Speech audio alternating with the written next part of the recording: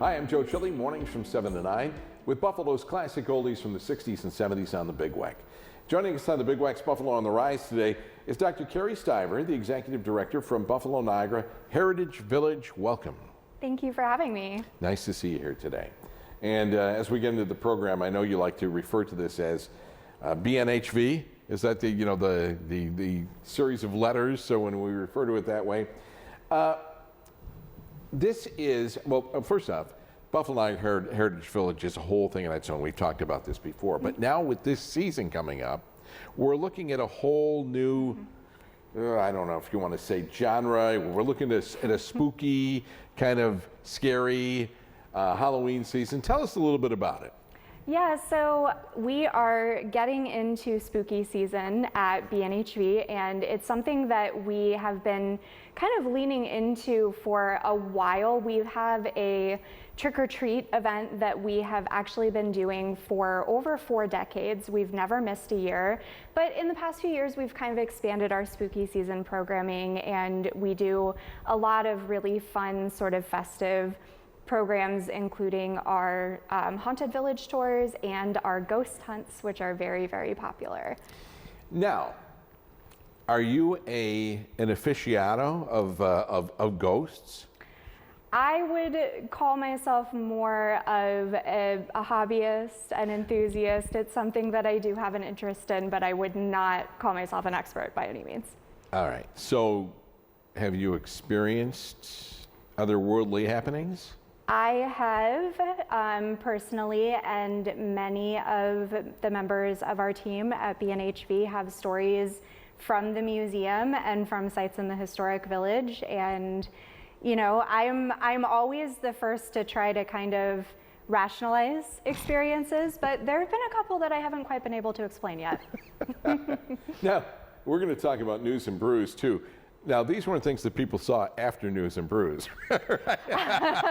No, none of them are from that time frame. Okay. I just wanted to make sure.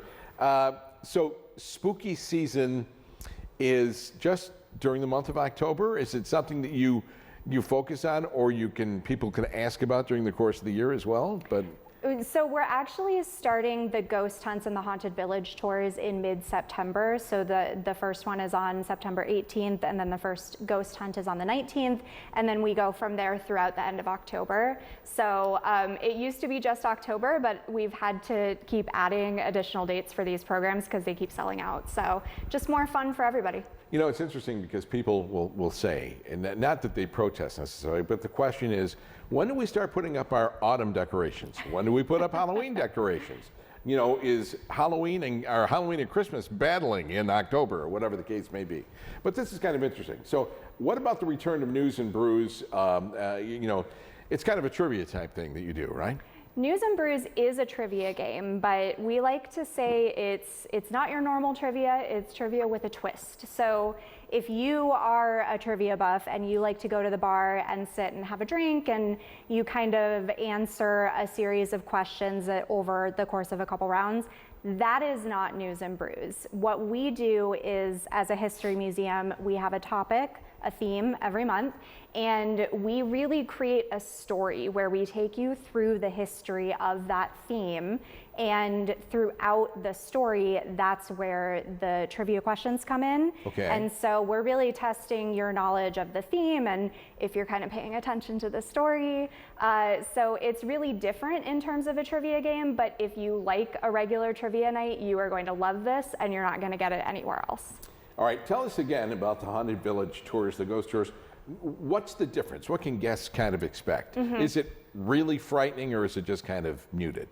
So it's not super frightening in terms of the stories that we tell. You know, they're creepy, they're spooky, but you know, we're not out to kind of upset you or make you feel super scared. It's fun, and you're gonna learn some of the history as well, because when we're talking about these stories, oftentimes they're related to maybe folks who used to be affiliated with these historic buildings. So the ghost hunts are a little bit different. The tour is obviously just a tour. You're going to hear these stories and some history. In the ghost hunts, you actually get to go into the buildings with your group of people that you brought by yourselves with a set of ghost hunting equipment, and you get to have a really special experience on your own. A set of ghost hunting equipment?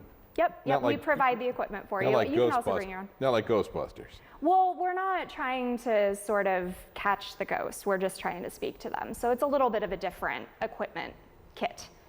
People are going to look at me weird if they say I talk to ghosts. But anyway, tell us about the trick-or-treat event. So the trick or treat event, as I mentioned, is something we've been doing at the museum for decades. Right. So we have our first night is our drive-through trick or treat. It's Okay. something that we started doing during the pandemic, and we just kind of kept doing it because we learned that it is sometimes an accessible option for folks, and a lot of folks just really enjoyed it. So that is the 16th, that is the drive-through night, and then on Friday and Saturday, the 17th and the 18th, is our traditional trick-or-treat. You're gonna walk around the village and get candy, and we have a couple of other activities going on, so it's just a really fun evening for anyone who loves a trick-or-treat. Well, that's great. Dr. Starvis, I really appreciate it. Had to end it with a laugh. For more information and answers to your questions, contact Buffalo Niagara Heritage Village by calling 716-689-1440 or go to bnhv.org. Sponsorship and promotional consideration for the preceding segment was provided by Buffalo Niagara Heritage Village, and you can join me weekday morning 7 to 9 a.m. with Buffalo's classic oldies from the 60s and 70s on the Big Wack.